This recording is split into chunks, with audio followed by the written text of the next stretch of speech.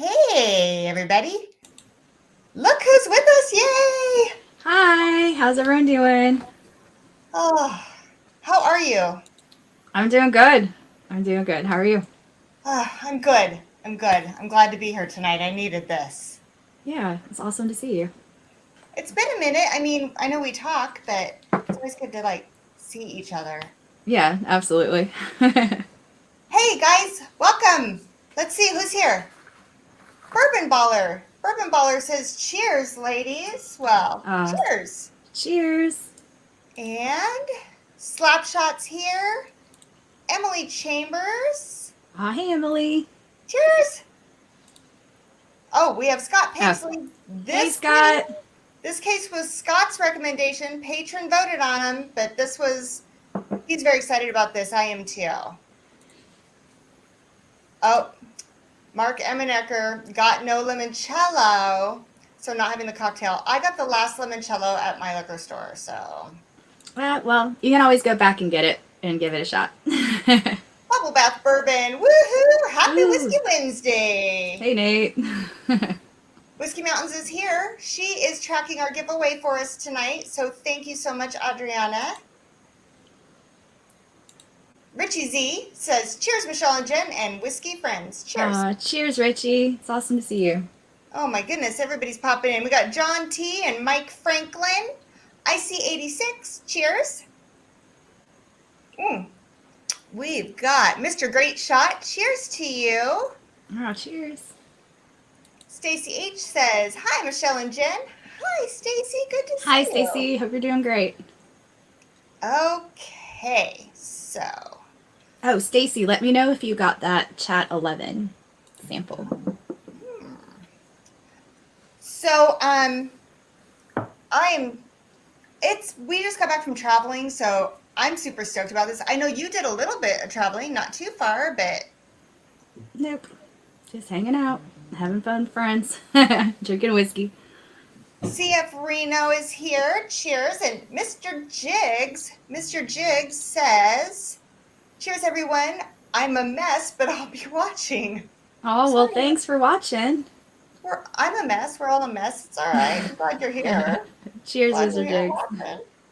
Did anybody in the chat get the ingredients for the cocktail that's going to be sipping with us?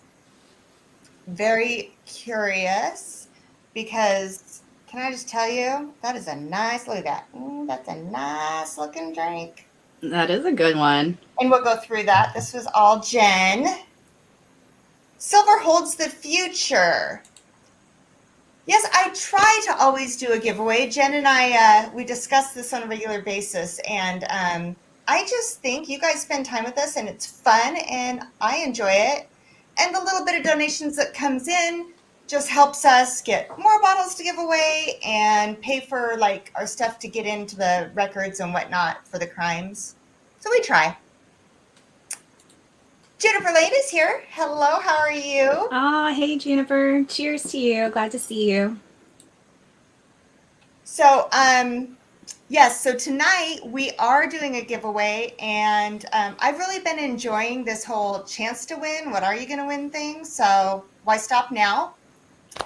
But it's going to be easier tonight. We're going to do one drawing at the end for one winter. We're going to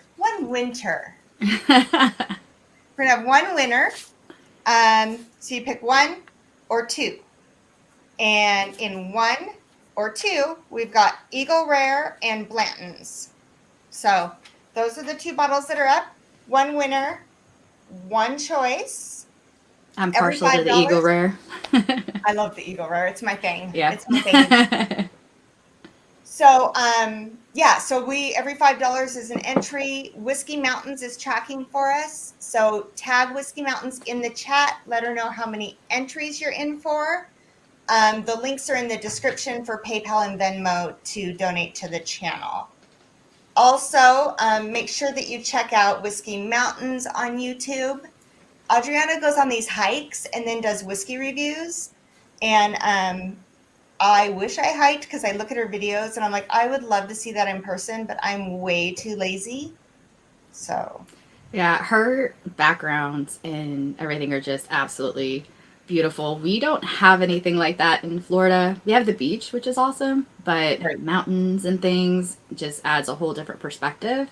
And so that's something that when I make it out to Utah, I'm going to attempt a hike with Adriana. Are you? Yeah, I'm not a hiker per se. I don't like bugs, so that's my problem. But I'm willing to give it a shot because it is absolutely beautiful out there. So, and plus I'd have good company if I was with Adriana. So, Well, she said that she might take me on a mild hike one of these times, and so we'll see if she can get me to, I don't know, if there's good enough whiskey, I might go. So, hey, whiskey fixes everything. right. So thank you, Bubble Bath Bourbon, for dropping Whiskey Mountain's link. So if you guys haven't gone over there, go over, hit subscribe and the notify button so it tells you when she's got videos up. Then you can decide if you still want to be a sub or not. But you'll never know if you don't check it out. Absolutely. You'll dig it. She has really good perspective and great backgrounds. So check it out. So she says that the cool thing about Utah, there's a lot of times that there's no bugs and she'll pick the right spots. All right, then I'm in. Bugs is my only issue. Oh gosh. All right. I need to take a breath and whew. All right. You know what's weird? I'm looking on my phone. I like my phone because I can see when people highlight me and it shows like no chat on my phone. I don't know what the deal is. Oh well. Oh, thank you. Juniper Lane is in for 20 entries. Juniper, thank you so much for all your support. Wow, thank you so it much. very much means a lot to Jen and I both, and thank you. You know, without people like you guys just encouraging us to do this and small donations or just hitting the like button, it's just encouraging to us, and it's I don't know, makes you feel loved. Yeah. Thanks, Scott. Scott Pigsley's in for 2. Thank you very much, Scott. Thank you. And Amanda. Scott, thank you for this case because I was not actually familiar with it. So it was interesting to dig into. So thanks for that. So yeah, I had heard of it, but I'd never looked into it. And so when he suggested it, I thought that'd be a great one to throw into the poll. So patrons get to vote on so we throw out 4 cases, they vote, we take the top one, and we have to dig into it no matter what they pick. So far it's been good. And then they also vote on the cocktail too. Bubble Bath says the mint in this cocktail really keeps the finish going, really refreshing since it's already 80 degrees? I need to go there. Oh, it was in the 80s here today. Was it really? There's no more cool temperatures in the south. It's going to be warm probably until around October is when we start to cool down. I'm freezing my tush off here. Oh, no.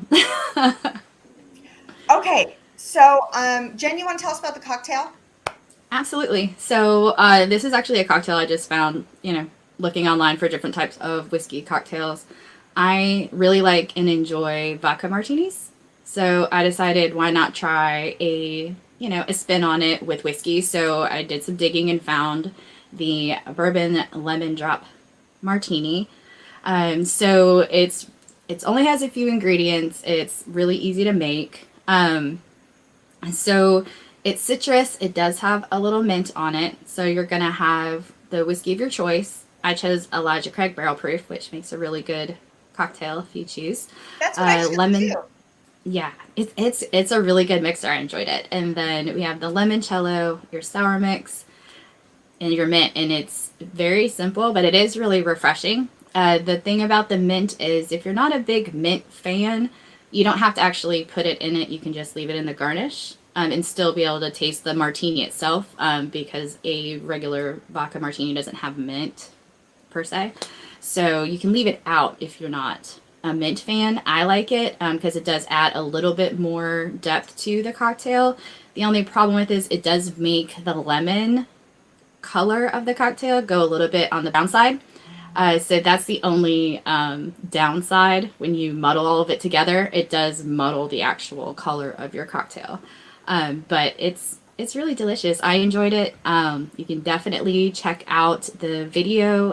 It was uploaded on there, so definitely take a shot. Oh, yay. I'm glad you like it, Kathy Joe. You did a very good job making that cocktail, by the way. Yes.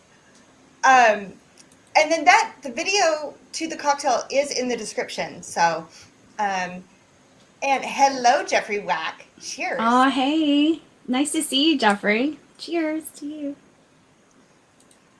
Okay. So, I, again, am drinking this cocktail, but I may have a chaser of Midwinter.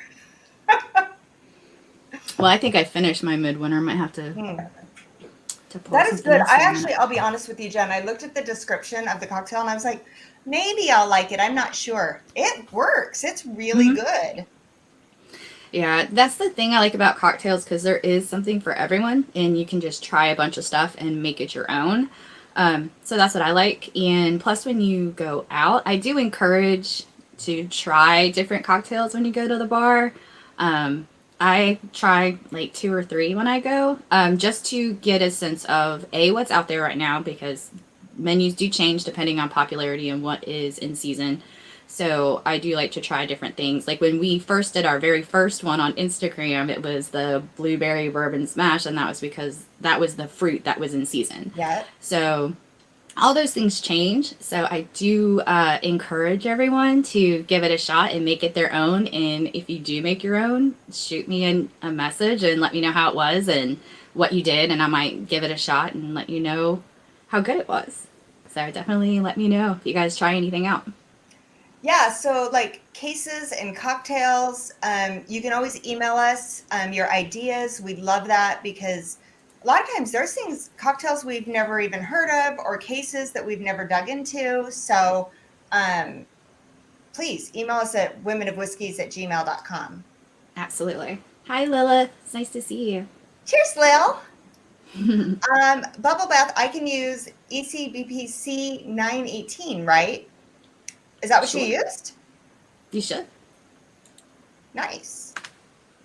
Okay. I like to use whiskeys and bourbons that I like to drink neat also in cocktails, because then I already know what the bourbon or the whiskey tastes like, so I know what it's adding. Well, I and always use stuff I honestly, people are like, I use my bottom shelf to mix with. Why? Why not? I mean, why? I don't know. I mean, if I'm going to put it in a Diet Coke and drink it all night, yeah, I probably would. Yeah. Like usually if I'm doing like a Jack and Coke or something like that, it's going to be that kind of thing. It's not going to be a higher shelf. Adriana's impressed. Adriana's impressed. Okay, so let's get into, I'm just going to kind of talk a minute about the case. So this is Charles Starkweather and Caril Ann Fugate. So there's been a couple of different shows and movies that have been loosely based around this. Natural Born Killers. I think there was there's 2 more, and I didn't write them down. I forget, they're older. It was. Yeah. I think that the biggest one was Natural Born Killers was loosely based on it. Once you hear the case, and if you've seen Natural Born Killers, you see that was loosely, we'll say. But it was the idea to get that movie rolling. So that was kind of interesting that it came back, from 59 and all of that. So it's an interesting take. Top Dog, glad you made it. Cheers. Cheers, Top Dog. Nice to see you. Okay, so what caught my eye about this is that she was only 14 when they went on this killing spree. He was 19, she was 14. Blows my mind.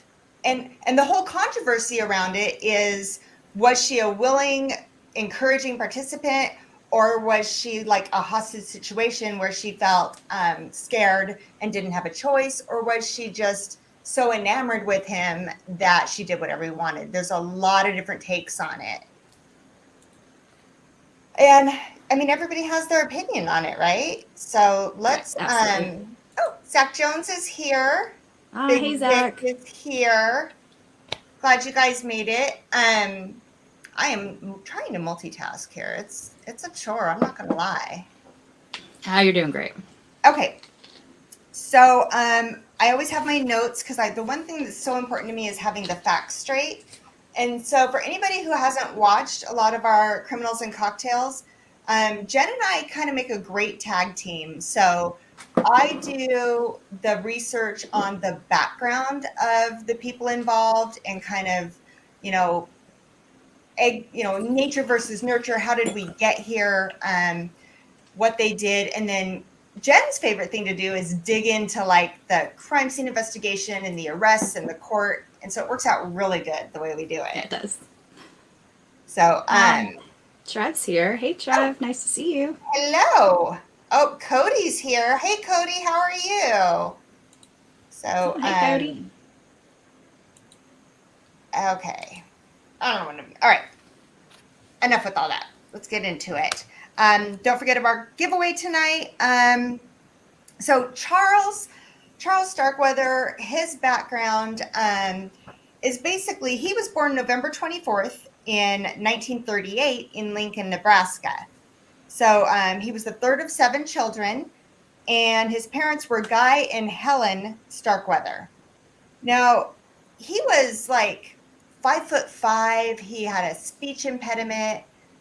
He was born with some kind of birth defect. What was that called? Oh, it's called. Oh, let me make sure I say it right. It's like, I can't remember. It starts with a G, but it's where we were born and your legs are bow-legged almost. Yeah. They say that usually when children are born with this, within the first 1 to 2 years, it corrects itself. But for some reason with Charles, it did not correct itself. So he stayed bow-legged. So between being, short at 5'5", being bow-legged, a speech impediment, and having, bright red hair, it was like everything that could be used against him as children being bullies was used against him. Yeah. So he was bullied. He really excelled in gym class, and he said like he really liked. That's what it is, Mark. Gynovalgum. Yes. Is that right? That's what it is, though. Yes. Good job. Yes. Thank you, Mark. Cheers to you. Busting that out. Appreciate it. Drink that. Cheers. Whiskey Mountains. Just grab one. Anything goes with tater tots. So. I love tater tots. So yeah, he's bull-legged. He's got the red hair. He's getting bullied, but he loves gym class, particularly dodgeball, because he could get back at his bullies because he was really good at it, and he could just tag them, just take them out. Yes. Yeah, he enjoyed that piece of it because he couldn't really fight per se. So this was kind of his way of getting his frustrations out and just nailing people with a ball, which, I get they don't do that anymore in school. But I get why he would be using it. Get out of me. I was a little tiny thing, and it just scared the hell out of me. Okay. So the one thing he did try to do is he was fascinated with James Dean. He wanted to be James Dean. He wanted to look like him, act like him, be that rebellious, mysterious kind of guy. To the effect that he would actually take his bright red hair and slick it back with black shoe polish. And then he'd wear blue jeans and the black motorcycle jacket and hung out with rebellious people. And he actually looked a lot like him. He did. It's one of those things where, I don't know. You try that hard. And I always forget to do this, guys, but I do have, that wasn't it. See how great I am at this? There. So there you go. He really wanted to look like that. He tried really hard. And so he, in 1956, when he was 18, he was introduced to Caril Ann. So Caril Ann's sister Barbara was dating a friend of his, Bob Van Bush, and he introduced him. She was 13 at the time, and he was 18. Yes. Let's just think about that. She was 13, and he was 18. Yes, and he was absolutely enamored with her right at the jump. He met her, he was like, that's it. That's who I want to be with. I'm going to make her mine, and then just kind of thrust himself into her life per se. And go figure, her parents were not a fan. I mean, no, they were not thinking that an 18-year-old was good for their 13-year-old. Even in the 50s, it's still a huge age gap. There's a bunch of maturity between the 13 and 18 range. It's a big one. There's a maturity level. There's, driving. There's going out with friends. There's a whole different things that as a 13-year-old you haven't experienced yet in those 5 years, that it's not very healthy to be in that type of relationship. Yep. And so, you can see here, this is her when she was going into custody. She's young. She's, and there's a picture of her that shows, she looks tough in a lot of these. I found one picture and it wouldn't let me download it, but you can see how very innocent looking she was when he met her, even though she played rebellious. Yeah, she's in a little red coat and her hair's it's really, really cut short and it's very nice and neat, but you can tell how very young she is. Mm-hmm. I think when the picture you just showed, when she's into custody, she's experienced a whole bunch of shit by the time she left the time and then when they got to her. So there's a lot that she has had to decompress and think about and try to get out of and try to process.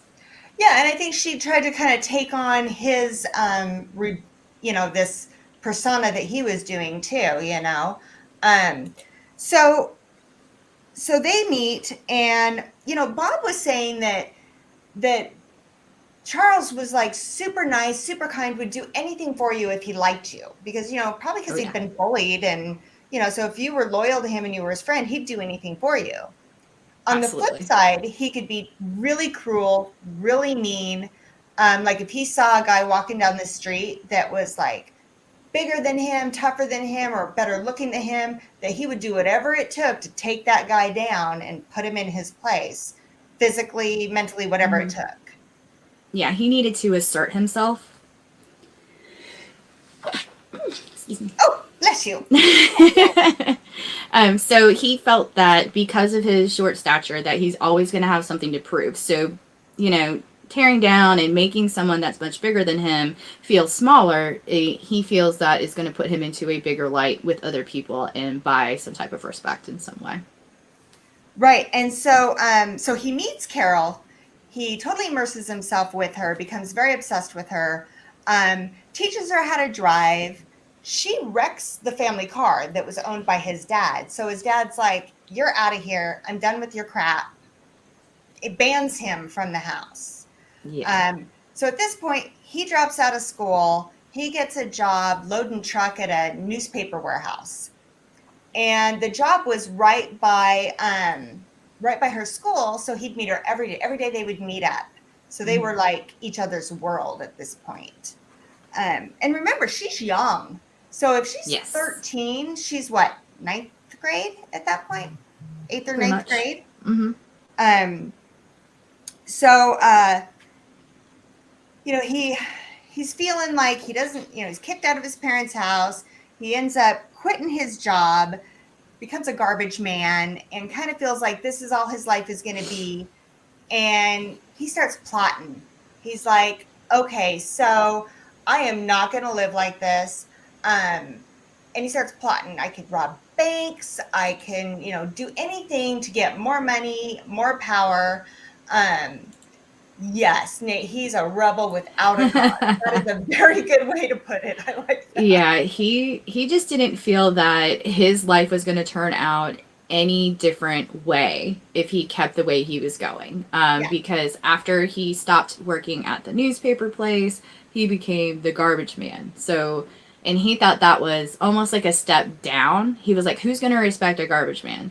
Yeah, that kind of thing, which just want to say, garbage men make a lot of money. Okay, do you know So, what they especially in New make? York. I mean, yeah, So, but he didn't feel that was going to help him in his place in society and in life, and that his life was not going to change. It was going to be this, trajectory yeah, for the foreseeable future. So, as you stated, he was looking for a quick way to get himself some cash and to better his yeah. situation. Easier, faster. Yep. Deathless Dogs in the house. Ah, Cheers, Dan. hey, cheers, Dan. Nice to see you. So we're drinking our cocktail, tasting it with a pour, and talking murder. I mean, oh, and giving away whiskey. Yeah, there's that too. So, Yeah. So going on from there, so Caril, her background is kind of like, she actually was the youngest female at that point in the U.S. to ever be tried for first-degree murder. Yes. So she was 14 when she was tried. Yeah. So she was born July 30th, 1943 in Lincoln, Nebraska. Her parents were William and Velda, but she was raised by Velda and her stepfather, Marion. I couldn't find out what the deal was with her biological dad, but I'm assuming it just didn't work out. Yeah, there wasn't any information if he had passed away and this, was just, the new guy that came into her life or whatever. There wasn't any mention of her dad in anything that I found. Yeah, it was pretty vague.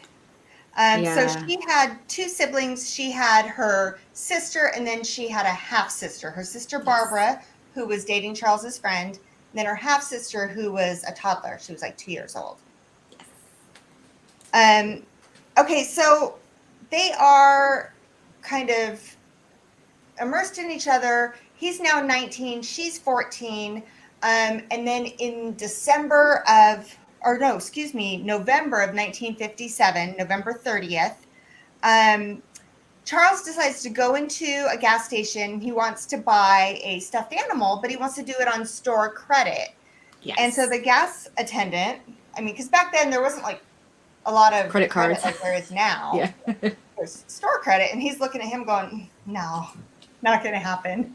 So he gets ticked. Robert Culver, is the attendant, and he says no. So Charles leaves, comes back, buys some random crap, leaves, comes back again. This time he takes him at gunpoint, robs him. But the problem is Robert's a new employee. He's just discharged from the Navy, I think it was. And, I think so. Yeah. And so he doesn't have access to the safe. So he shoots him and robs him for $100.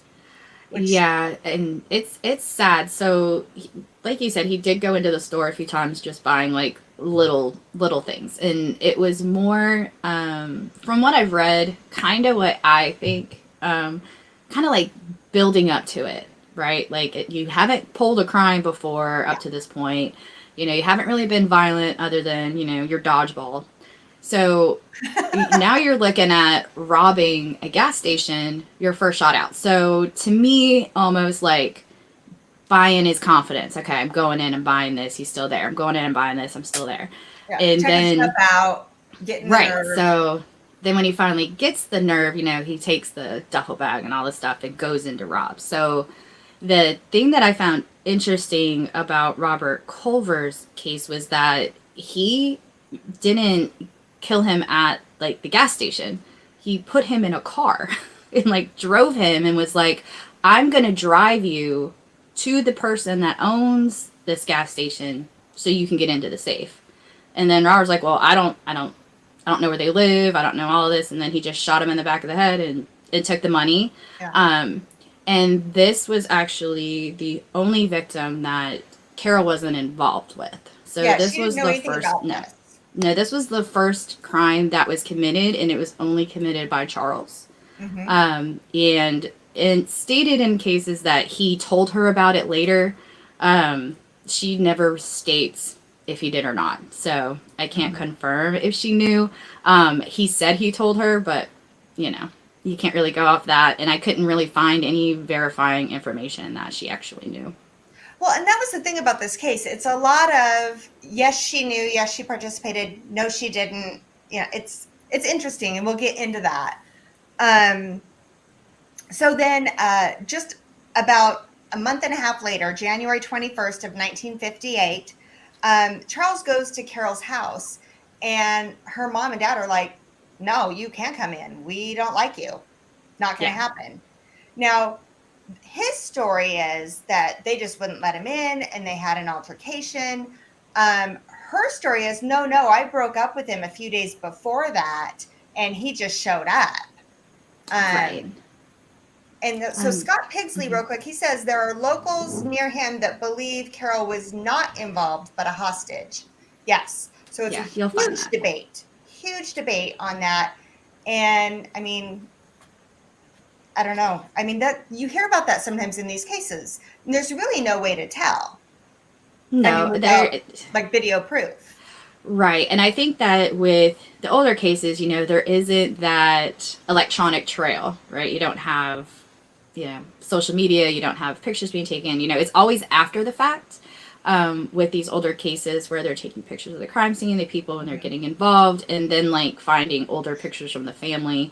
So it's not as available as it is with newer cases, just because social media is a huge platform for a lot of things. Yeah. Good and bad, because, you know, it can be used for a lot of good things, but there's a lot of real janky shit involved with social media. Yeah. But there's a lot of information out there with newer cases, because there are more people involved in like true crime that do research. So there's a lot more camaraderie between people that can also share information on these cases. So it's definitely a read. So I would dig into it, because you're gonna have your own opinion. I'll say that, because I read a few things, I listened to a lot of podcasts about it, and I'm on the fence on it. So yeah, I mean, I'm here. I don't really know if she knew, or if it was like, you know, that Stockholm syndrome where they're like, oh, I'm going to be with this person until I can get out. Like, there's so many things going on with it. The fact that Caril is still alive is amazing, because you know, she's still telling her truth, basically, about what went on. So it's interesting. So if you have a chance, I would definitely dig into it. Bourbon Beginnings is here. Cheers to you. Thank you for joining us. Cheers. So yeah, Bubble Bath Bourbon, that's the thing. There's a 5-year age difference. It very well could be, or she could have been so caught up in all of it because she's young and impressionable. I mean, there's two ways to look at it. And that's where that big debate comes from. So cheers, Whiskey Fancies is here. Glad you guys cheers, you guys. Nice to see you. Cheers. See our beautiful cocktail we're sipping on tonight? Oh my goodness. So Zachary Jones says, when are y'all doing an episode on Caril Bass? I don't want to touch the Tiger King at all. I don't want to go down that rabbit hole. Adriana, there really isn't a majority. It really is just such a debate. It's like, I don't know. I looked at a lot of it. Like Jen said, we dug in, and even I'm on the fence. I mean, so for instance, when he comes to her house, she says that he met her, or she walked in, and he said, he had a gun, and he said, listen, your family's being held hostage. Do what I say, cooperate, or I'm going to kill them all.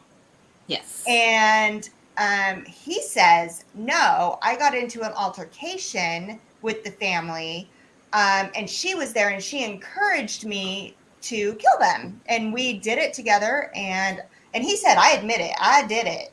But she was there too, and she did it, or she encouraged me to do it. And I will say, for Caril's part, she does keep that through the entire thing. That she came home, he had a gun, he said, I'm going to kill your family. And if you don't come with me and do this, this, and this, then I'm going to take them all out. Yeah. And she maintains that to this day, that is what took place. And I think with her never wavering from that, that's why a lot of people are like, we kind of believe the hostage piece of it. but there's a lot to it. Well, so they ended up killing her mother, her stepfather, and the 2-year-old half sibling. Yes. And can I just say, I don't know. There's a special place in hell for Oh yeah, child killers. I mean, absolutely. They need to burn. so Whiskey Mountains asked, so he killed her family before or after the spree? I feel like killing of the family started the spree. Started. It was the jumping off point. So basically, they start there.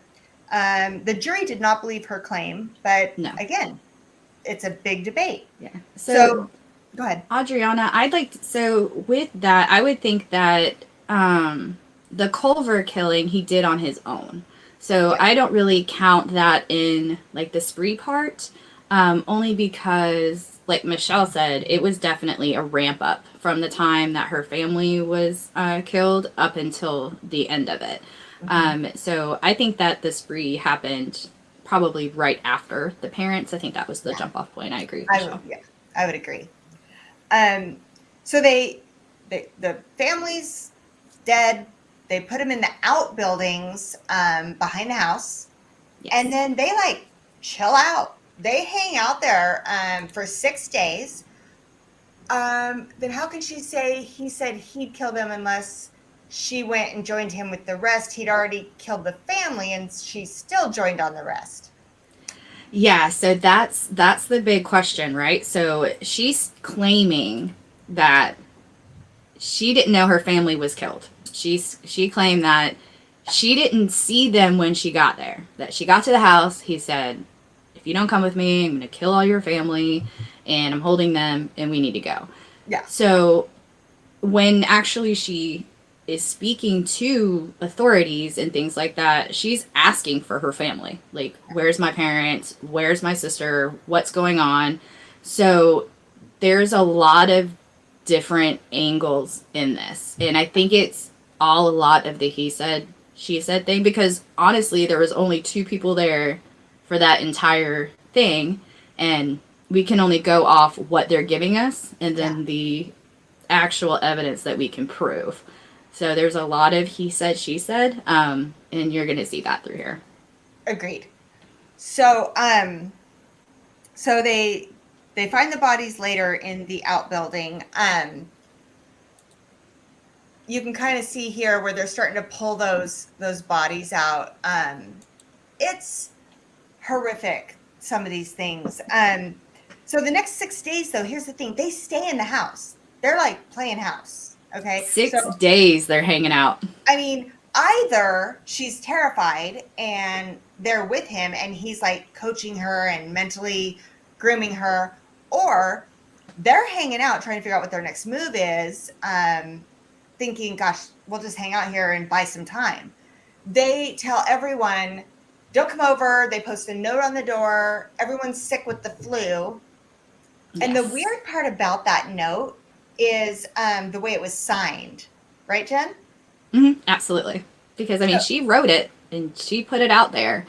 And family actually came to the house. And she's like, no, everybody's sick. You can't come here. You know, when everybody's better, we'll let you know. So she wrote the letter. She was turning people away. And they were chilling at this house for 6 days. There's a lot of questions on that. I think she signed it like Miss Bartlett or something like that. Mm-hmm. And they're like, Mom never would have done that. It would have said Mrs.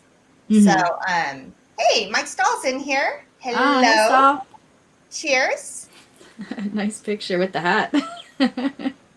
So they put this up, and then finally the grandmother, because they turned away like, gosh, it was like a bunch of people, and they turned away her sister, her grandmother, her brother-in-law, and Charles's brother. And finally the grandma is like, I'm going to call the cops. I don't believe this. I'm concerned. And that's when they went, okay, we're out of here. So they take off. They flee. Either she flew with them. Exactly, Adriana. Exactly. So either she took off with him because she was scared, or because she was madly in love with him, or because she felt her family was in danger. So they flee. they, if I remember right, I gotta look at my notes because you know I'm a stickler. They take off and head to Nebraska. Yes. So, real quick, jumping in, thank you all for stopping and hanging out with us on a Wednesday. Absolutely. I wanted to touch base, remind those of you just coming in, we are doing a drawing tonight. We decided one winner, you have to pick one or two. So you have the choice of winning an Eagle Rare or a Blanton's. Every $5 is an entry. Tag Whiskey Mountains in the chat. The links for donations are in the description. Also in the description is the video that Jen dropped on the cocktail that we're drinking, which I wasn't sure if I was going to like, but it's pretty freaking good. Oh, good. I'm glad you're digging it. Except when you put the mint and it slides into your mouth like a. Well, it looks like Kathy Jo knows how to make some cocktails. I might need to pick her brain, see what she has going on. You want to know a little secret? Kathy Jo went and got the cocktail. It was actually her husband Tim and William that made the cocktail and stuck it in the fridge to chill it. Very nice. Did not know. Will, later. What's going on, William? Okay, so Scott Pixley says they drove to Wyoming. Is that what you're saying, Scott? I think I had down Bennett, Nebraska, where his friend lived, but maybe. Let's see. Okay, so anyway, please, if you can't donate, I'm totally fine with that. What would really help a small channel like ours, like I always say, is you hit the like button, and if you like what Jen and I are doing, you can hit the subscribe button and check us out every Wednesday. So, Absolutely. And our Patreon is where you get to vote on these crimes and vote on these cocktails and get access to merch and swag and all that good stuff. Yeah, absolutely. Definitely come put your votes in and see what we get. Okay, so Jen, I think you're going to talk a little bit more about where they go from here, right? Right. So they decide that they need to beat feet and get out of town because Grandma's about to call the cops, and they obviously know, or Charles obviously knows, that they're going to find bodies on that property and they need to go. So they drive about 15 miles to actually a friend's house. He was a 70-year-old gentleman. His name was August Meyer. They had actually been to this ranch or farm before. They knew this man. He had welcomed them in before.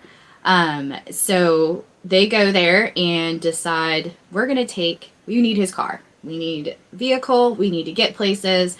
So instead of just stealing the car or, asking the guy, can I have your car?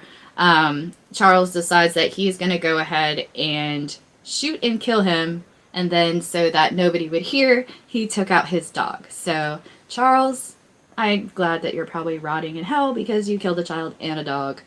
Yeah. So for what? So I guarantee, he was a 70-year-old man. I guarantee that it was not that difficult. But no, you could have taken the car. You turn around and you take out the dog. And if I remember right, so he breaks his shotgun in the process of killing the pet dog. Yes. Special place in hell. Yeah, he's definitely burning somewhere, hopefully.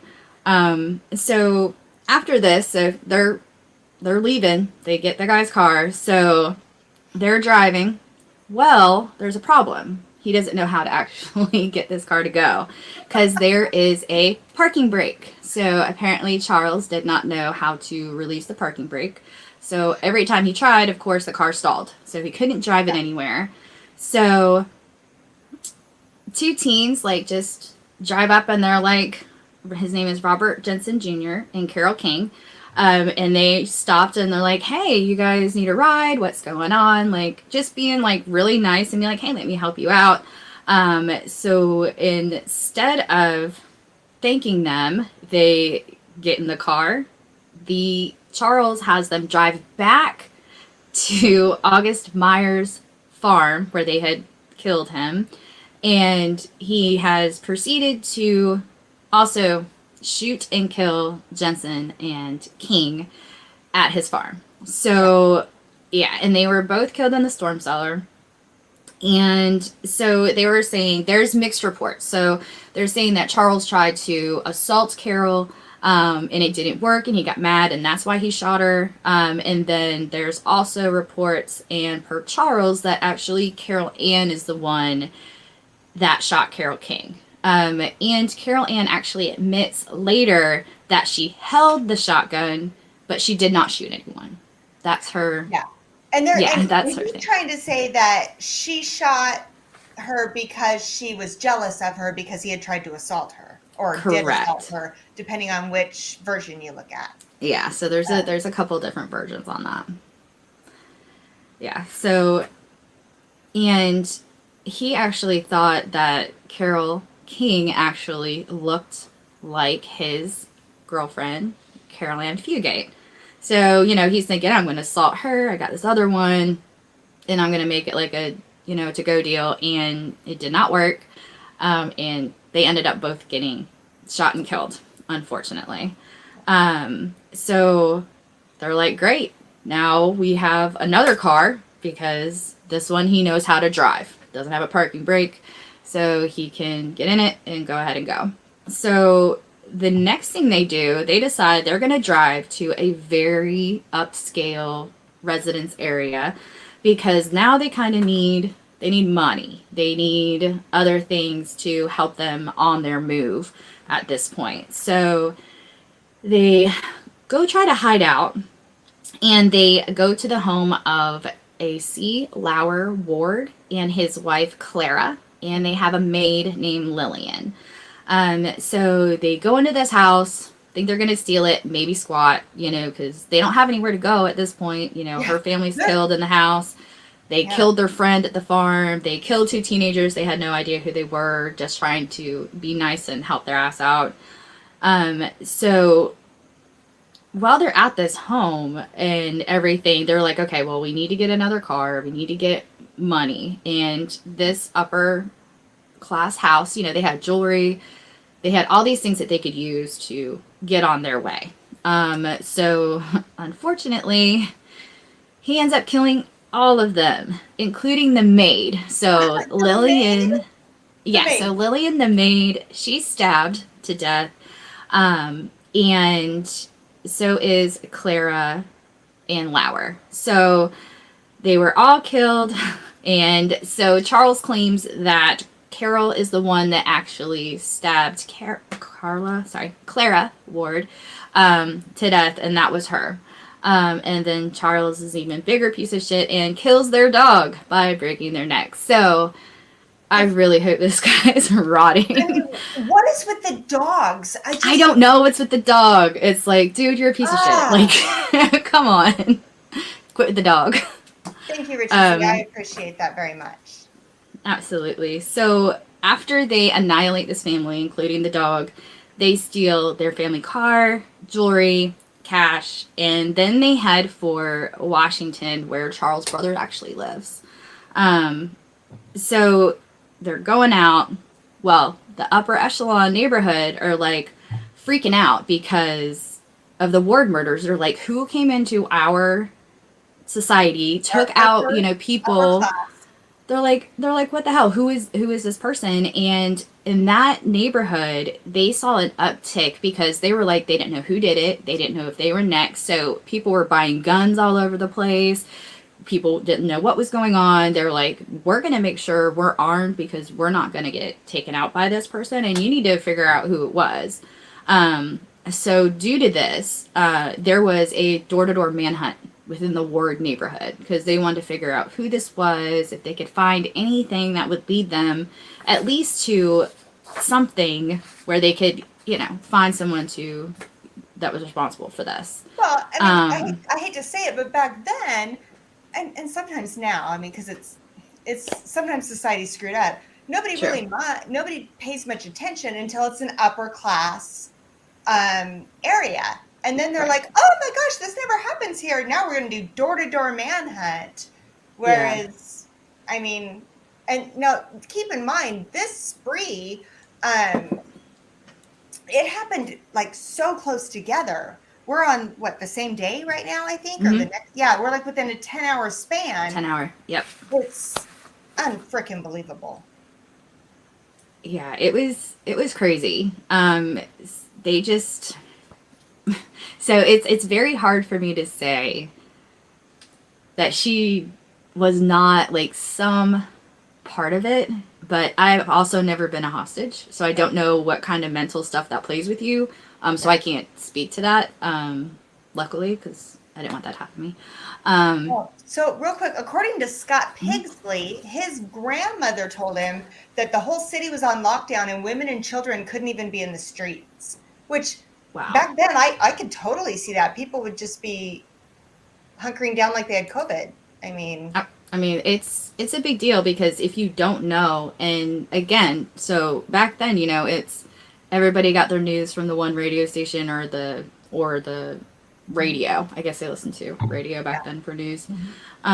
So they didn't have like, oh, let me log on. Oh, what's going on right now? This person was shot. Oh, cool. I can look. And it was 10 minutes ago. So we don't have that instant information constantly.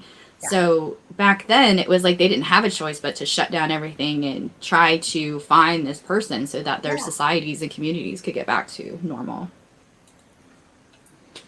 So, the one thing that really struck me about this was it seems like their biggest thing is a car. They need a car. Where are they going? Well, I mean, Washington State, okay, you need gas. You need you need a map. I mean, yeah.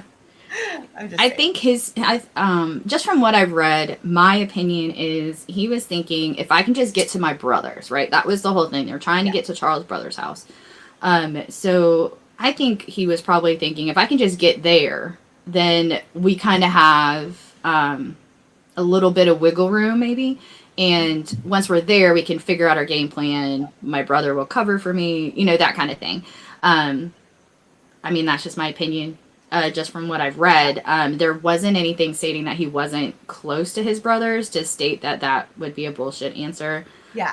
That he was saying that's where they were headed. True. Yeah. It seemed like maybe they had planned on, they or he, I don't know, but was going to stay at her family's house and create a plan. And then they had to bolt. And this was kind of their plan B. Right. Because it wasn't very thought out. I think Charles was more happy just to hang out with Caril, right? Yeah. So her family's gone. So he doesn't have the people that kept telling her, he's not right for you. He's too old for you, all of that. Because per her confession and everything is that they broke up before these things even took place. So she was like, oh no, we broke up. We did this. I don't know why he's here. So there's a lot to it. Did you break up with him? Was he there because he was mad? Like, yeah. Did he just show up and, was just looking for you? There's a lot of questions there. And, there's two sides and, Yeah. And I mean, so you look at it from a parental point of view and you look at it from a 13-year-old, 14-year-old point of view. I think everybody here was damaged. And so it's really, it could be either way, in my opinion. Right.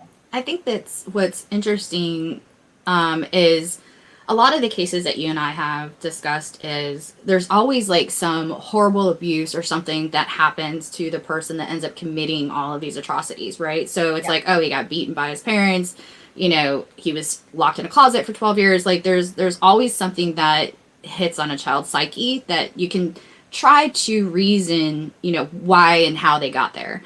But in here, his family was well respected in the community, even though they didn't have a lot of money, and his dad was a carpenter, but he had arthritis, so he didn't work a lot. So his mom had to be a waitress to supplement income, but they treated their kids very well. They took care of them. They went to school. They went to church. There wasn't anything there where he was beaten or he was starved or he didn't have anything. The only thing that he really had, so to speak, was that he was bullied because of his speech impediment and all that kind of thing. So basically, he's just pissed off because dodgeball was his only outlet. Right, and now he doesn't know what to do, right? Yeah. So he's at this point where he's like, I've built this persona, and I don't give a shit. This is where we're going. I want my chick. I've got her, and now we're going. So it's interesting because there wasn't like a start off point. Like when I was researching it, it wasn't like, There oh, wasn't a big he trigger. There was no Mm-mm. big trigger, I think, is what was so No. surprising to me. Other than, and in my opinion, it's only my opinion, I think he looked at this rebellious James Dean and he went from I'm going to be all this and then wasn't all this, and then all of a sudden felt like, well, I got to figure out a way to be all this, and Right, it's because he not had going to be built with a up the garbage persona. man. Mm-hmm. So, Absolutely. um, Absolutely. real quick, I know it's like 5 to 10, so I'm in a, as we wrap this up, you got about 10, 15 minutes to get your entries into the giveaway for Eagle Rare Blanton's. So, Adriana, thank you for tracking that. I appreciate it. Make sure you tag her in that. They did not have adult dodgeball leagues back in the 50s. They don't, I don't know, God, can you imagine if we had adult dodgeball league? I personally would love to get revenge on all those people from first grade that hit me with that dodgeball when of course, I'm slow. Yeah. I mean, I asked my daughter if they did dodgeball, and she's like, no, they do what they call gaga ball, but it's like they toss it at each other, but they can't hit each other. Yeah, I was like, that's kind of lame. It's definitely not standing up against the wall with a big target on your face. It's not that anymore. Zachary Jones, buy them the Happy Meals. You never know what's going to happen if you don't. Just saying. Okay, so sorry, Jen. I interrupted. I know, we're good. Okay, so now so they're traveling, right? So they get in a car, and they get stuck in the mud. So they can't get out, so they have to look for another car. So they have a traveling salesman, and his name is Merrill Collison, I think is not how you say it. Collison. Mm-hmm. And he was actually sleeping in his car when Caril and Charles came upon him. And instead of just being like, hey, asshole, give us your car, get out, all of that, they decided it would just be good enough and we're going to go ahead and shoot him. So they end up shooting Merle and taking his car. So, unfortunately... But, Adriana, it did. It did. But it did. It did. So, they take Merrill's car, and his has a parking brake. So, we get into another situation where we know Charles doesn't know how to use a parking brake, apparently. You just release it, bro. But he doesn't know how to use it. And yet, he taught her how to drive. Yeah. So apparently his dad's car did not have a parking brake. So I didn't know if parking brakes came after he learned how to drive or what was going on. But he obviously did not know how to release it. So of course it keeps stalling. Charles is getting pissed. He's like, oh, fucking car. He can't get it to work. He can't figure it out. So we have an awesome gentleman named Joe Sprinkle who happens upon them to see if he could help. James Dean, he knew how to. Cheers, C. Jackson. Glad you're here. Oh, cheers. It's nice to see you. We're glad you're here. I'm pretty sure James Dean could do the parking brake and the motorcycle and would not hurt the dog. No. No, he'd take the dog. Be like, let's hang out. He'd be cool about it. He'd be on the back of the bike. Yeah. So Joe Sprinkle's there. He's there to help. He's like, what's up? How can I help you? I see you're having some issues. And so Charles is like, I'm going to fight you. So they actually get into a fight because, Charles pulls a gun. And Joe Sprinkle was not having this shit. So he was like, no. And actually took the gun from Charles during the fight. Took it from him. No, sir. Not at all. So during this altercation, luckily, a Natrona, I think that's how you say it. Scott, if I said it wrong, just let me know. Natrona, N-A-T name. So the Natrona County Sheriff's Deputy, William Romer, arrived on the scene. So this is the first time a policeman has actually come upon the couple at any point during this spree that they've been going upon. So at this time, they're fighting. Joe Sprinkle has the gun. Caril Ann decides this is the perfect time for me to get the hell out of Dodge. And she books it to the police officer. screaming, he's gonna kill me, he's crazy, he actually just killed a man. Like, yelling it, screaming it either at him. she's super smart at 14 or she was scared at 14.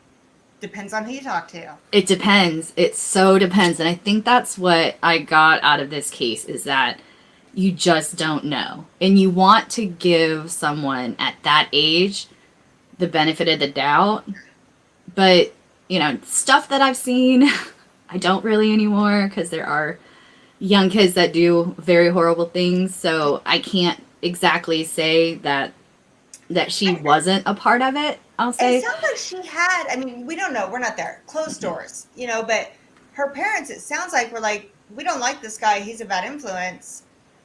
I mean, like I said, closed doors. We don't know what's going on back there. We don't know. But, you know. Yeah. So now Caril is actually, for the first time since this started, away from Charles. She's with a police officer. So Charles was like, well, hell, what am I supposed to do? Yeah. So he gets into Joe Sprinkle's car and takes off. So he fled and was chased by 3 officers. His name was William Romer, Chief Robert Ainsley, and Sheriff Earl Heflin.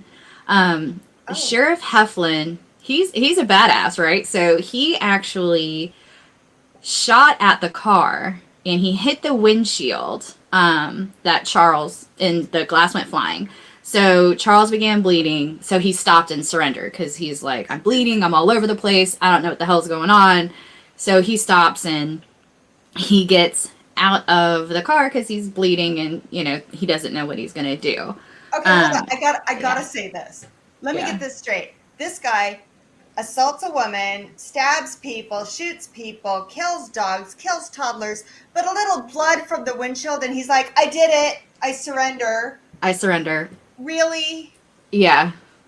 It's crazy. Mm-hmm. Yeah. The sheriff that shot it, he basically had your reaction. He was like, this guy's yellow, he ran away, and he killed all these people, but he can't handle a little blood, like, what's going on? Like, that sheriff, he's a badass. So if you read his interview, it's hilarious, because he just lays it out that he is just a punk kid, and he did all this crazy shit and all this. He doesn't let him get away with any of it. James that Dean sheriff wannabe, punk ass. Yeah. Absolutely. So, and on January 29th of 1958 was when he surrendered and he was caught. So this was 11 murders within 60 days. 6 days. Yes, 6. So when they started, he killed the Culver guy in 57, and then into 58 is when they did the rest of the murders. Yeah. So it's 11 murders. One, and then like a month and a half later, the other 10 within 6 days. Like they just went hog wild. Yeah, it went crazy, and they definitely upscaled on what they were doing, who they were taking out, and all of this. But through it, there was never a plan. Like, if you look at it, it was all, you know, right off the cuff. Like, what do? We need a car. What do? We need a car. We need money. Where are we going? We're going here. You know, it was always trying to get to that next step, but they never had their next step planned. So it's always, you don't know. But then at the same point, it's like, if Charles was in head of it all, and Caril Ann was just going on because she was scared, she might not have been a willing participant to make those easier to get away with. So there's a lot that can be put in there for her. So Scott says that the local legend is that Charles was love-struck with Caril, hence why people think she's innocent. And I mean, you've seen those guys that are like kicked around in high school. They're a little insecure. They get a younger girl who's a little enamored, and then just is like, I'll do anything for you, or you're going to do anything for me. I mean, gosh, it could just go either way. I will say, I mean, so there's a lot of reports that say Charles was like madly in love with Caril. Like, he wanted to be with her, and that was that. But then there's also other reports that said it wasn't that he just loved her. It was that he saw her as an object of ownership. So he didn't want anyone else to be with her. He didn't want anyone else to have a say that had anything to do with her, aka her family. So it's love and, Obsession. ownership. Yeah, it's like Obsession. an Yeah. obsession, yeah. Right. And he didn't, and his whole goal was no matter what, it was him and Caril were going to be together until the end. And that was it. That was the end goal. But It's he like had a no idea how to beautiful- make that It's happen. a beautiful love story. Right. So, and what's interesting is when he was actually first arrested and they were first talking to him, he actually said, "Oh, I kidnapped her. She had nothing to do with it." Yeah. So that was his first out of the box. So he had nothing to do with it, all of that kind of thing. So there are reports from a couple of reports that I read that in the beginning he still saw it as he still thought in his brain he had a shot. So he was still kind of like trying to help her, try to be like, see, I'm trying to help you. See, I love you. See, this is what I'm doing for you. I love you so much, I'm going to take the fall. Right. So it was all of that. So when he started changing his story is because he was seeing that he was being questioned a lot more. He was being questioned more on her. Was she there? Did she kill people? Was she a hostage? Were you holding her? Was she here on her own volition? Does she love you? Like all these questions, because he's saying, no, we love each other, but she didn't have anything to do with it. Her family didn't want us to be together. I just went nuts. I'm going to do all these things. They started changing when he figured out that, A, you're going to prison. So it's not like you can have the object of your affection because you're not there to control it, right? So when he was out with her, he can control every aspect of her in being, right? He kills her family. He takes her on the run. He murders people in front of her. Right. There's a bunch of mental games that he's playing with that. So they feel in the reports that I read that he changed it because he knew that his object of ownership was no longer going to be in that grasp because he's going to go to prison. So he started changing, saying, "Oh no, she was a willing participant. She was there. She killed one of the ladies. She killed this other person." And putting her in these different scenarios. Unfortunately for Caril, though, she did hold the shotgun and she admitted it. And in that instance, Charles is saying, no, she killed Caril King when we were there. And it was because she was jealous and all this other stuff. So she killed him, and then saying that she stabbed Clara Ward as well. Yeah. So she held the teenage drivers at gunpoint, and there was a lot of that. And it was so pointed what he was saying that I don't know. Yeah, so it's hard to kind of try to see where you're at, and I think that's my problem because I want to give a kid the benefit of the doubt with everything that she's going through. Oh my gosh, yeah. But at the same point, you have to have some type of thinking, well, if you were holding my family hostage, let me see my family before I go on the run with you to prove that you haven't already taken them out. And she didn't. She literally sat in her family's house for 6 fucking days playing house with this dude. And in his interviews, Charles actually stated the 6 days that they stayed at that house was the best 6 days of his life because it was all him and Caril being together, having meals, watching TV, like hanging out and being a couple. Just like not a big deal. And the only reason why they left is because their grandma was going to like blow the whistle for the cops to come. And so here's my 2 cents is one, at that age, there's 2 things. You could be terrified, which, okay, I'm not going to open the door for grandma because he might kill grandma. He just killed my family or is holding them hostage or whatever the case may be. I also see like, oh, he's James Dean and he's so wonderful and he's only going to love me if I go along. But yet I also see the girl who'd be like, I love him so much. My parents are in the way. And we see that. So at that young, impressionable age, it could go so many different ways. And back then, I know Adriana was asking, like, were there cuts on her hands? And we're talking, everything was on paper back then, and Yes. they didn't have the go-tos back then. And so I think, honestly, I think we're never going to know. We're never going to know. No, unfortunately, we're not. When they get charged, they get held. You're obviously not going to get bail. So at first they had both put in innocent pleas, like not guilty. Yeah.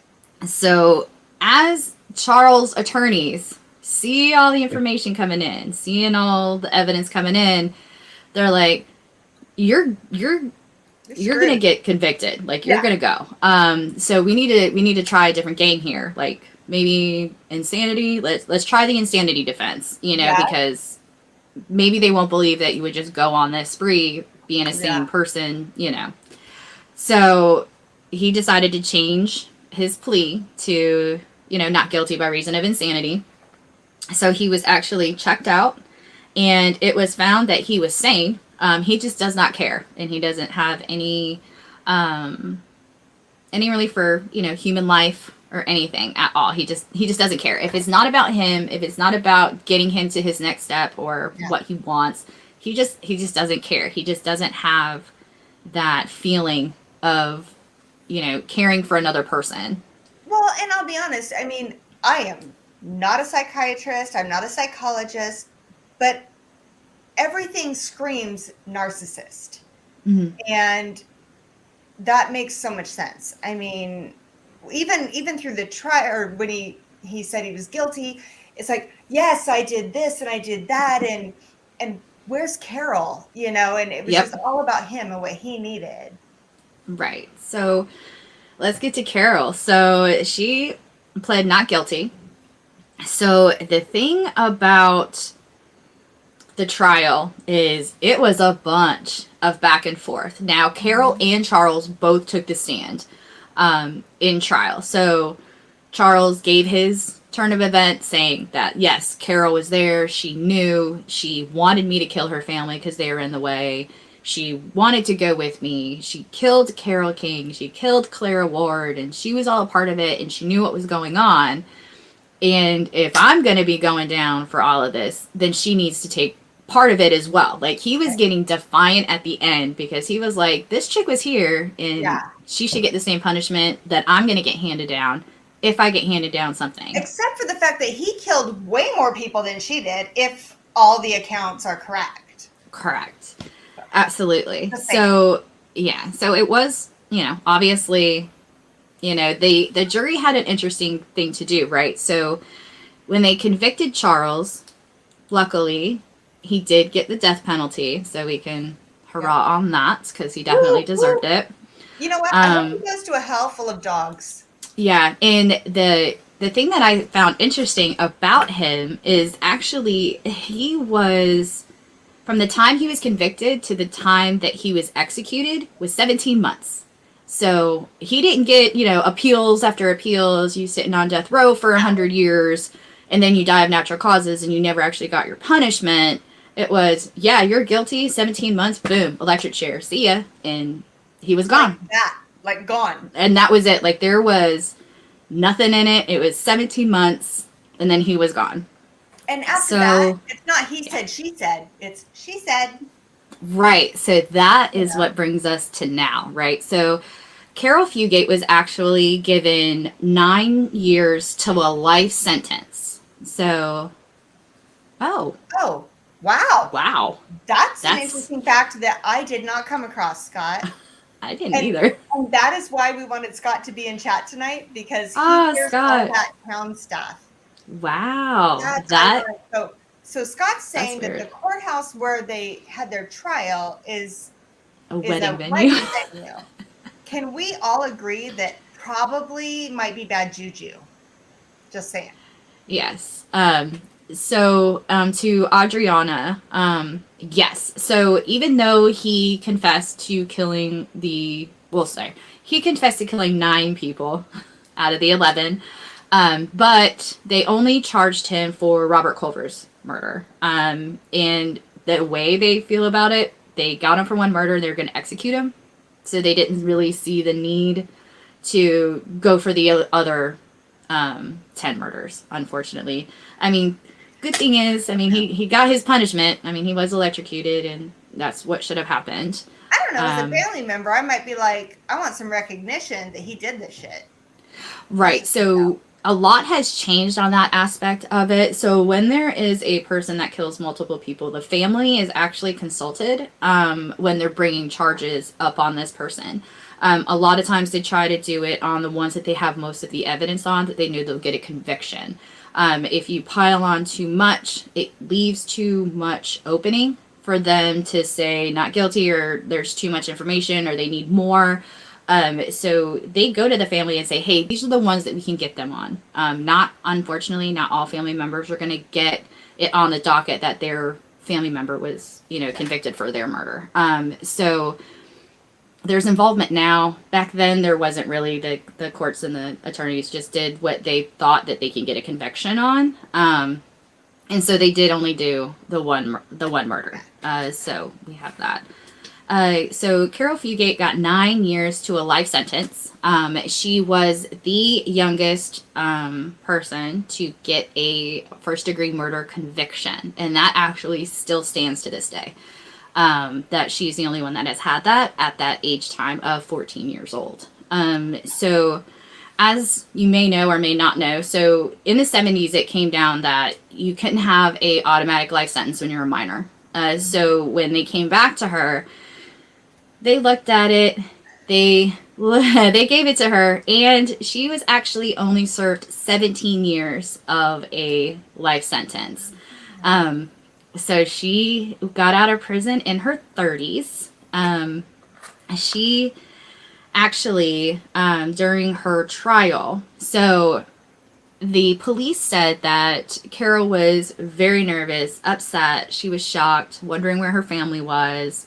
And, she kept saying, I don't know where they are. Do you know where my family is? And all of this. So when it was presented to the judge did not feel that the hostage defense stood up.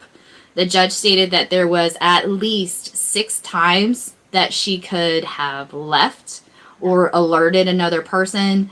The fact that you had 6 of your family members show up at your house, and all these different car rides, all these different people, they felt that there was plenty of opportunity for her to get away if she was actually a hostage in that aspect. So that is why the judge handed down the sentence that she got.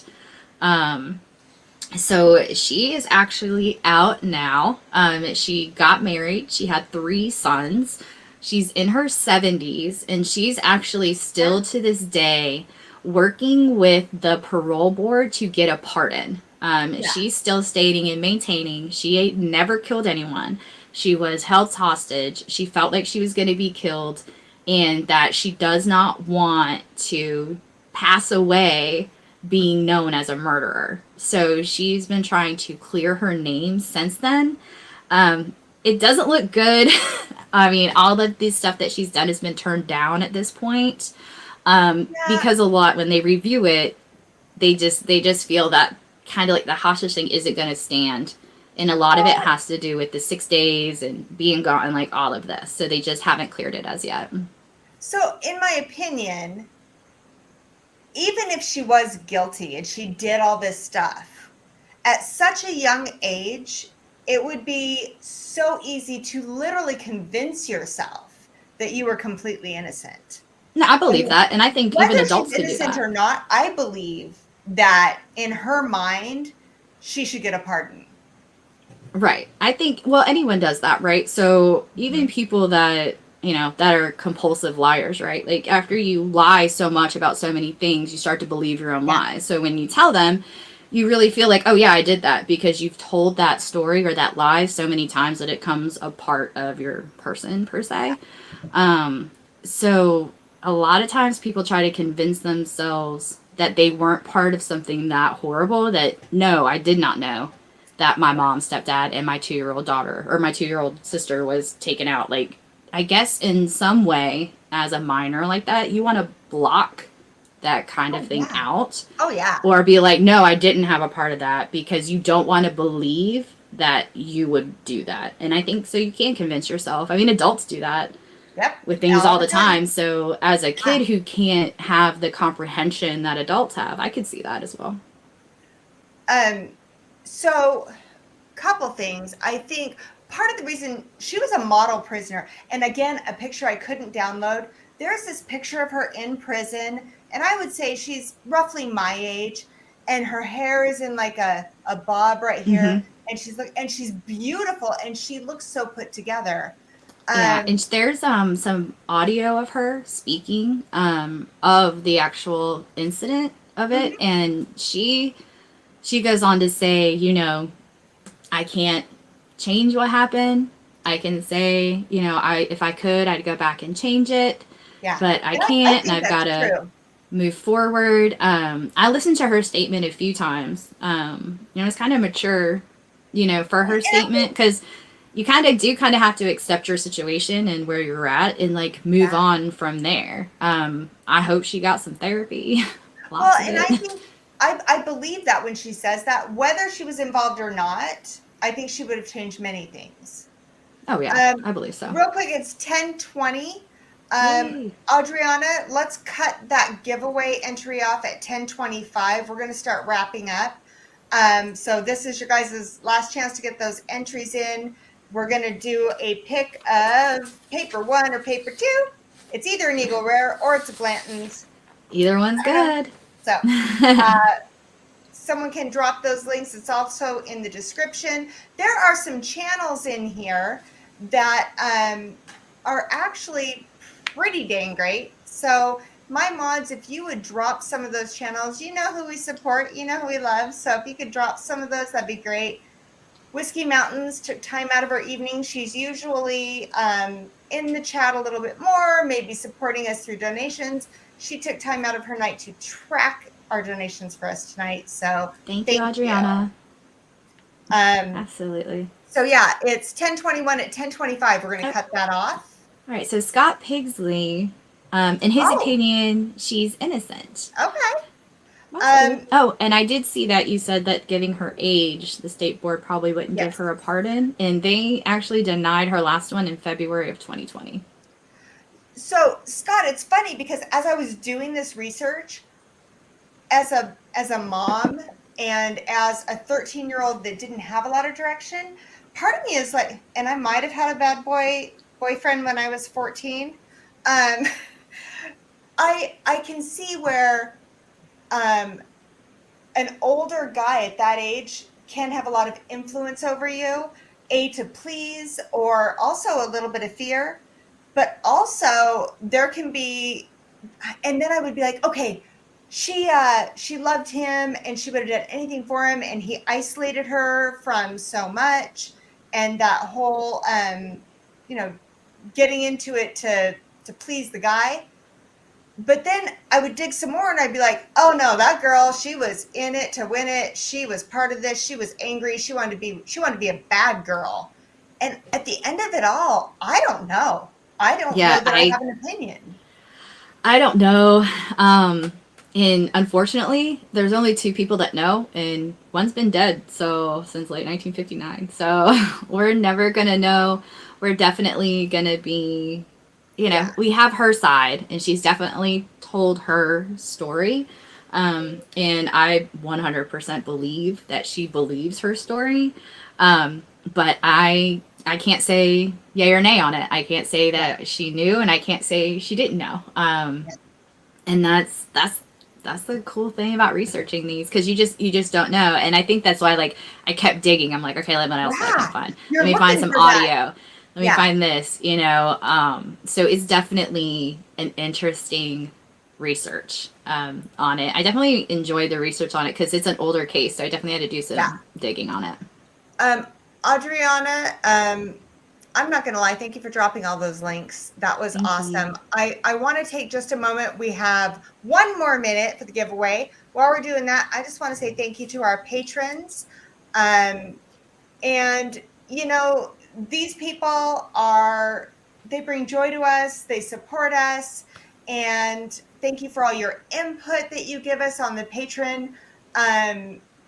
I love the fact that all we wanted was this to be a inclusive community. You help us do that. You give us feedback, you do your votes, you message me with all these different things that you want to see happen, and thank you so much. Absolutely. We definitely appreciate everything you guys do.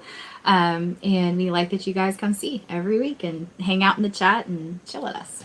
Yeah. Okay. So it's 10:25. I'm calling it. Adriana, Woo! Lock that down and give us the amount of numbers that we're going to pick from. Jen, thank you. Yeah. Thank you for all that research, because you guys, I came in sideways from traveling to go see my family. And Jen was like, I got you. Here's my thing. I'm like, I'm working on it. It's last minute. I'm so sorry. So thank you for this week. Absolutely. We make it work together. And then, I would not be a Women of Whiskey stream if I didn't say, I want to see Mustard, Ellie, and Egg Roll together playing in a park. Aw, Egg Roll. Aw, Egg Roll's so cute. I've seen Mustard. So I did see, where is this? So Scott, is Whiskey Ice, is she going on after us tonight? Oh. If so, drop that link, you guys. Keep it going. Absolutely. Go over and check her out. I didn't know Trish was going on. Well, definitely go check out Trish. She plays games, and it's a lot of fun. She's a good host, so definitely go check it out. Okay, 1 through 37. I have Kathy Jo in the background here helping me out. Kathy Jo, pick a number between 1 and 37. Kathy Jo. Oh, you're in it. She's in it to win it. Oh, all right. Have Scott pick it. Did Scott put any entries in? Scott, did you put entries in? If you didn't, that'd be great. I mean, because he put out the case. This was all Scott. So, well, I mean, it was his recommendation, patrons. Oh, he's in it. All right, Jen, it's you then. Pick a number. All right, 24. 24, Adriana. Okay, so it's one or the other. I mean, you can't go wrong.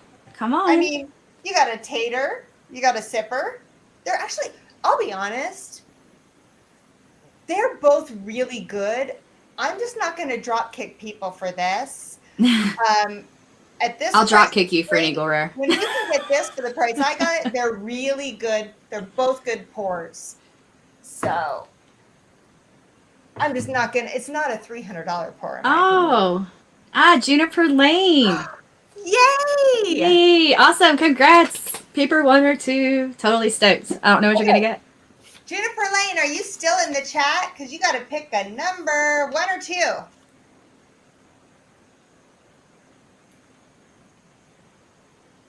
I'm looking. Okay. So this is, I mean, honestly, you guys, if you have suggestions for cases or cocktails, womenofwhiskies@gmail.com. Let us know. Absolutely. Okay. Yes. Juniper, you can absolutely choose the Blantons. I will get that out to you. Oh, no, I'm sorry. You have to, no, I lied. You can't just pick it. You have to pick 1 or 2. See, I forgot my own game. 1 or 2? She said 1.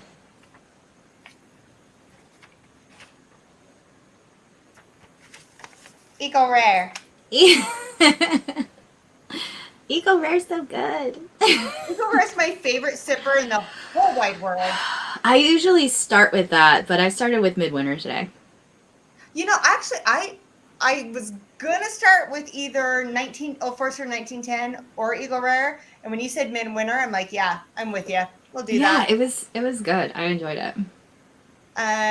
Oh, you're right, Zachary Jones. Mustard always picks the winners for him. So.